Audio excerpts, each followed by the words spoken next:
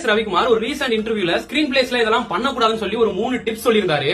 அது உங்களுக்கும் யூஸ்ஃபுல்லா இருக்கு. I have a solution for you. First one, சொல்றத செய்யக்கூடாது, செஞ்சத சொல்லக்கூடாது.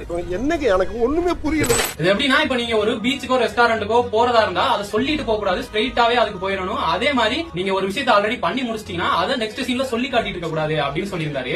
செகண்ட் ஒன் வந்து ரிப்பீட்டடா எதுவுமே இருக்க கூடாது. ஆக்சுவலி ஒரு டைலாகாவே இருந்தாலும் ஒரு சீனா இருந்தாலும் அது வந்து ரிப்பீட்டடா வந்துட்டே இருந்துச்சுன்னா அது ஆடியன்ஸ்க்கு தேவையில்லாம போர் அடிச்சிடும். அதனால அந்த மாதிரி ரிப்பீட்டட் விஷயங்களை அவாய்ட் பண்ணிக்கிறது நல்லது.